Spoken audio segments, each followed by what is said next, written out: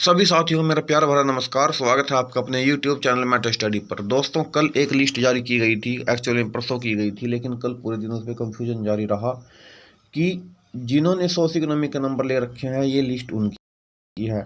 HSSC अब भी यही कह रही है और भोपाल सिंह खत्री जी ने भी आज ही यही कहा है। लेकिन अब दिक्कत ये है कि उसमें जो नाम है उनमें बहुत सारे नाम ऐसे हैं जिन्होंने नंबर क्लेम नहीं किए थे, उनके नाम भी उसमें आ गए हैं। बहुत सारे ऐसे नाम रह गए हैं जिन्होंने क्लेम किए थे लेकिन इसमें लिस्ट में उनका नाम नहीं है। यहाँ पर आप इससे जुड़ी हुई खबर पढ़ सकते हैं। दैनिक सवेरा ने पूछा कि TGT के सभी उम्मीदवारों के सामाजिक आर्थिक मानदंड के अंक सार्वजनिक क्यों नहीं किए गए हैं। लगभग 10,000 उम्मीदवारों की संख्या कम है जिनके नाम नहीं है। यानी कि 22,000 टोटल स्टूडेंट उसमें जो लिस्ट में बताए गए हैं 22,522। अब ये कह रहे हैं कि 10,000 के आसपास ऐसे स्टूडेंट हैं जिनका नाम उसमें होना चाहिए था लेकिन है नहीं।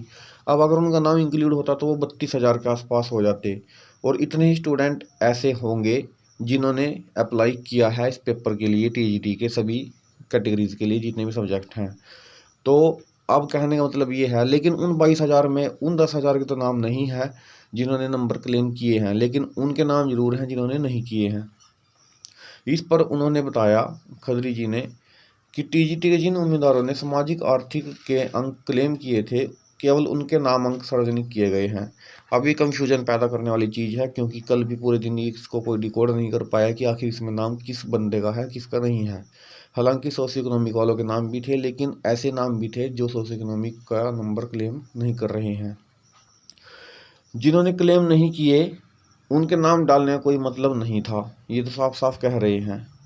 तो अब इस चीज़ का होगा क्या ये नहीं पता। लेकिन अब TGT से जुड़ी दूसरी खबर ये है कि जो टीचर ये जो इनकम जो फैमिली आईडी इनकम का जो पंगा है ये उसके संबंधित क्वेश्चन था कि जो टीचर जो है HKRN यानी हरियाणा कौशल रोजगार निगम के जरिए टीचर में अस्थायी पद पर लग गए हैं तो क्या उन्हें अब उसका लाभ नहीं मिलेगा फैमिली इनकम का, क्योंकि उनकी पहली इनकम जो है 180 से कम थी लेकिन अब वो बढ़ गई है।